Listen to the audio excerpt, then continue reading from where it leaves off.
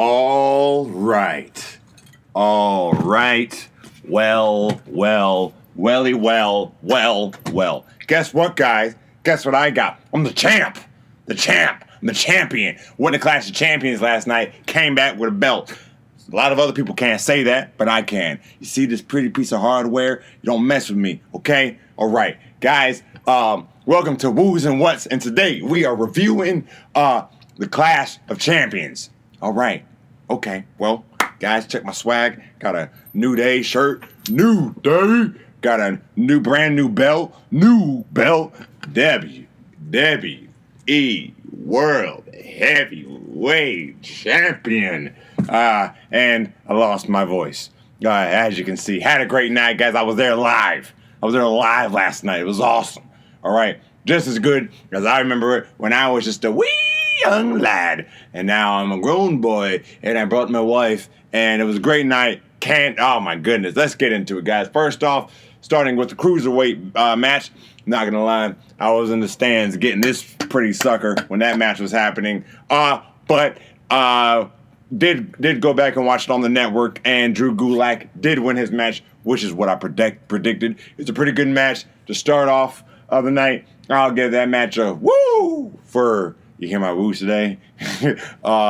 For great match. It was not. It was an okay match. It wasn't like the best cruiserweight match we'd ever seen before, but it was an okay start. But by the time I did walk in, I noticed that AJ Styles was coming out and Cedric Alexander. Like, oh man, the show must have started. I didn't realize we were still in the pre-show. The cruiserweight obviously was in a pre-show. Now all of a sudden the U.S. title was in the pre-show. All right, hometown hero Cedric Alexander versus AJ Styles. Man, I was ready for this match. We were talking about it in the stands, and we were like, who's going to win? Whoever's going to win. I think AJ's going to win. If you saw my prediction videos, I said AJ's going to win. But I thought this was going to be a more of a banger of a match. They give him like 5 minutes. 5 minutes. What? Whatever. It was an enjoyable match. Cedric came out there trying to win immediately off the gate. But it went really fast, but it just wasn't enough time for me. Sadly, I'm gonna have to give that a what, although I was correct in my predictions for the winner of that match. Now, finally, the main card begins, and the first match of the night, we get Braun Strowman and Seth Rollins versus Robert Roode and Dolph Ziggler. Rudolph, or Dude, as some people are calling it. Great match. Obviously, a huge pop from the audience. We're a Charlotte crowd, okay? We were already upset that Cedric won. Braun was out next. Braun's from North Carolina, so we were hype. Match pretty much goes as expected, pretty much as predicted. Seth and Braun couldn't get on the same page. There was one minor little bump. They actually did pretty good, but there was one minor little mishap where an accidental bump happened. Ended up costing Seth the match. Seth took the pin. The Universal Champion took the pin from Robert Roode's DDT. The glorious DDT. Okay, all right, whatever. So yeah, Robert Roode and Dolph Ziggler, a tag team that wasn't even a tag team 4 weeks ago, are now your tag team champions. It's WWE, people, but we knew that was going to happen. Went pretty much as I predicted, so for that, and for it to be semi-entertaining, I'm going to have to give that a woo! Alrighty. Next up, okay, guys. Next up, we had Charlotte Flair, and we had Bayley. Now, come on. I was really helping Charlotte take this and win. Okay, I needed that. I'm not only upset that she didn't win. I'm upset of how she lost and how fast she lost. The hometown people, Charlotte, Cedric, both of the matches combined might have been 10 minutes. Charlotte lost because Bayley did a cheat. What? You guys, no, that's not the way. That's not the way. Figure it out. What? Whatever. They made Bayley look like a cowardly heel. She ran off with the belt like a maniac, like a raccoon. And so there you go. Charlotte lost the match. Whoa, big whoop. Whatever. Took the win out the whole crowd. Next match was the WWE Tag Team Champions, the Revival versus the New Day. I called the Revival winning this, and the Revival won. It was a great match, probably one of the best matches of the night. The story of this match was, the New Day was coming off injuries. Xavier Woods had a broken leg, and Big E had been beaten up, and pretty much they eliminated Big E and just beat the hell out of Xavier Woods. It was crazy. They just went after his leg, and then there was one point where they could have pinned him, and then they didn't pin him. And usually when that happens, that means, they're not going to win. They're not going to win, and something's going to happen, and then a reverse is going to happen. But no, they didn't pin him, and then they just toyed with him, and then they took off his knee brace and beat up his leg, and then put him in and made him tap out. It was crazy. They just buried Xavier, whatever. The Revival, they're looking great. And then they cut a crazy promo afterwards. Some really good heel work from those guys. Give this match a woo! Probably, this is not the match of the night, but it was one of the best matches of the night. We'll get to the match of the night. Not next. Next up, we have a brief backstage segment with Alexa Bliss back in her Harley Quinn attire, hanging out with Nikki Cross. They're getting ready to defend the tag belts, and as they're being interviewed, a boom mic drops in the frame, and they're like, "Where is this boom mic coming from?" And it's from R-Truth and Carmella, and they're hiding from everybody else because they got the 24/7 championship. And Alexa Bliss reaches into the boom mic and says, "All right, everybody, R-Truth is in the building. He is in the building with the belt. So if you want the belt, then come get it." And from like 2 feet away, a big line of people come and rush everybody, and it's shenanigans. Next up, we have the women's tag match. What? It was okay. You can tell how much the WWE cared about this match because during the match, the 24/7 people ran in and called shenanigans. Alexa Bliss in the middle of her match tried to pin R-Truth, which would have been I've been so mad because R-Truth is the only hometown hero we had left at this point. All right. She doesn't get the pin. Then 24-hour brigade runs up. I feel bad because they kind of took away No Way Jose's shtick, and now he's just like not there anymore. Whatever. Yeah, that happened in the middle of the match. And then actually, Alexa Bliss and Nikki Cross won this match. That is not what I predicted. I thought Fire and Desire was going to win, and they did not. There's this one fairly funny part where Nikki Cross, because Mandy Rose had been making fun of Nikki Cross's looks, called her a rat, and Nikki Cross in the middle of this match was like, "Yeah, I'll show you a rat. You want to see a rat? I'll give you a rat." It was interesting to watch. Anyway, yeah. So Alexa Bliss and Nikki Cross win that match. Okay.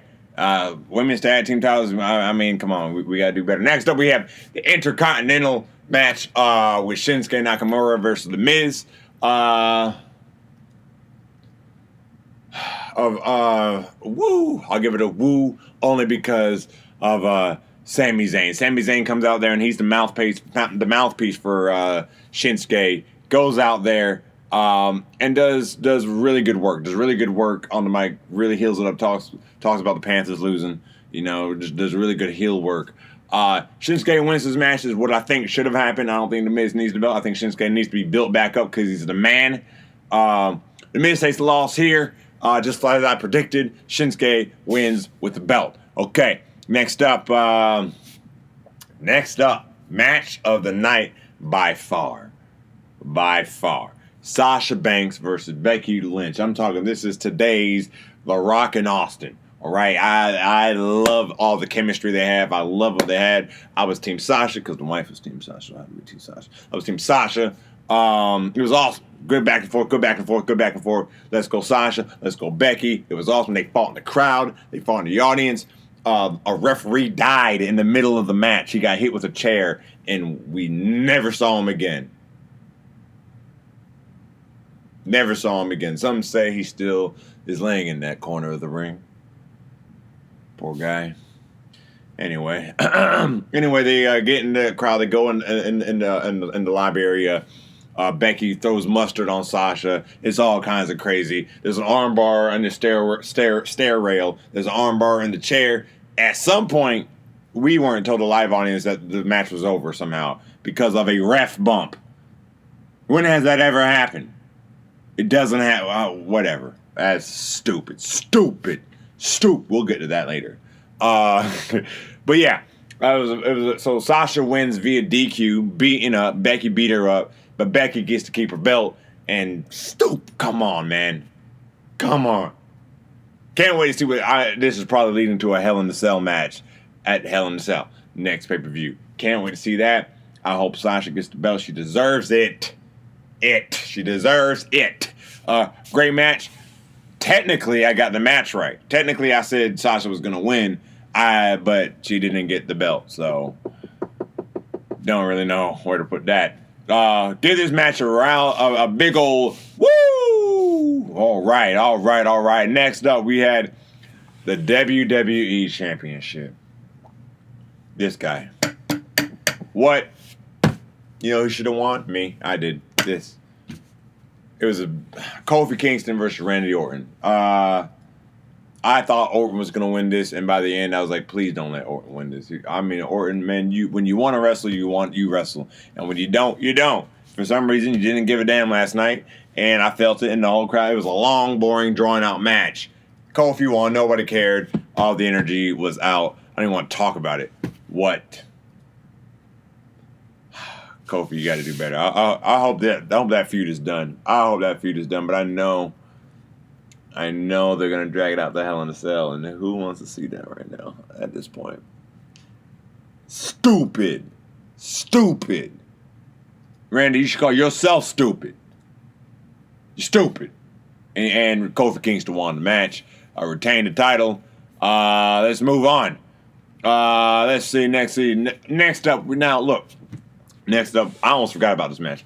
Roman Reigns versus Eric Rowan. Now, before this match, we saw a whole bunch of people in all black run around in a line, go down the ramp, and run around the ring. I was like, somebody's coming out. Are they setting up for Bray Wyatt? What's happening? Why would they do that in front of this match?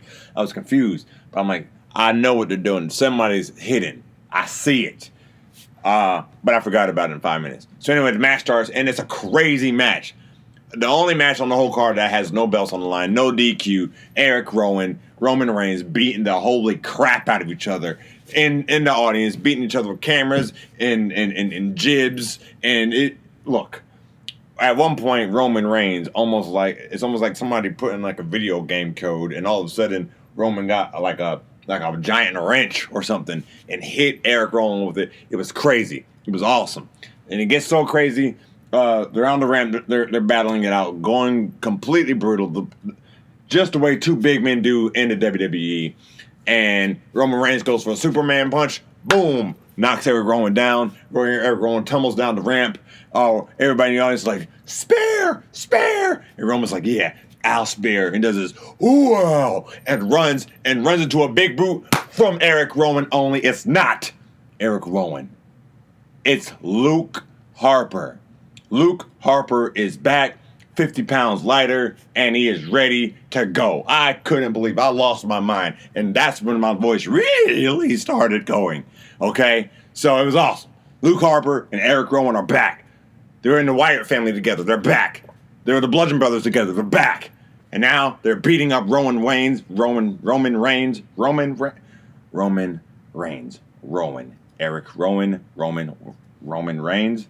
That's a new tongue twister, and I'm going to be confused. But it was awesome, guys. Can't wait to see where this leads. How does Daniel Bryan fit into this? Is this going to mean that we're going to get a Daniel Bryan teaming up with Roman Reigns match against Eric Rowan and Luke Harper? Is that possible? I don't know. Maybe. But I'm into it. I am into it. This was not for a belt, but it was an awesome match. I was thoroughly entertained. I was wondering, why is this match happening so late? That's why. Because Luke Harper was coming back. Now, final match of the night. Oh, by the way, that match gets a woo! All right. Last one. Final match of the night was for the Universal title. It was Seth Rollins versus, by the way, going back, Luke Harper and Eric Rowan, they beat Roman Reigns. Roman Reigns lost. Got that right, too. Going back. Okay. Seth Rollins versus Braun Strowman for the Universal title. Who's going to win? It was a great match. It was almost like a Brock Lesnar-esque match. You know when Seth Rollins has the stomp, and usually when he uses the stomp, nobody ever kicks out. he barely uses it. He uses it almost when he knows he's supposed to win the match. And so the only person who's kicked out of it in recent memory has been Brock Lesnar. In fact, recently, Brock Lesnar, it took 3 stomps. 1, 2, 3, put Brock Lesnar out, the beast. Well, in this match, Seth hit the stomp. 1, Braun kicked out. Seth hit the stomp. 2, Braun kicks out. Seth hits the stomp. 3, Braun kicks out. Bulgy eyes, what's going on? What? He kicked out of all my stomps? What am I supposed to do? Well, I guess I'm going to have to use my good old mate Triple H's move, the pedigree, and then pedigree Braun Strowman, and then I'm going to give him one more stomp for good measure. 1, 2, 3, Seth wins, retains his title, and it is over. Good night, folks. Close down the lights, open the lights. The Fiend is there. Holy beep! The Fiend shows up. The Fiend is in the building. I totally kept my composure the whole time when I saw it. Oh, it's the Fiend. I was nice and composed. But it was awesome. The Fiend comes out there. He has Seth Rollins and his sister Abigail. He's standing at the camera all freaky-eyed. Then he does his sister Abigail. I'm like, oh my God, did he kill Seth Rollins? Then the lights pop up, and it looks like he killed Seth Rollins because he's holding him by the head, and Seth is kind of dangling there. And then the Fiend hits the mandible claw and starts screaming at the camera. It's very disturbing. It's very disturbing. Woo! End of the night. That's how the show ended. The Fiend killed Seth Rollins. Seth Rollins and the referee died last night. I don't know how to process that. Guys, it was a great night. I can't wait to see what's going to happen tonight on Raw. Also, the King of the Ring final is going to happen tonight. Should have happened last night, but it's going to happen tonight. Whatever, didn't care. Saw the Fiend last night, don't care. All right? But guys, that's all I have for you guys. But guys, what really matters is, what did you guys think about Clash of Champions? Did you think it was a great pay-per-view, or did you think it was an okay one? For me, being there live, maybe I'm a little biased, I'm going to go ahead and give it, even though all the hometown heroes lost, I'll give it a woo, because Luke Harper and because The Fiend. It was a great end of the show. I had a lot of fun. Guys, make sure you guys comment down below. Make sure you guys subscribe to the channel. Click the bell to receive notifications anytime we have something for you. Guys, make sure you guys check out our Who's and What's tomorrow when we recap Monday Night Raw. And check out our channel for all the other content we have for you guys. Until next time, I'm Plymouth Jones, and I am out of here.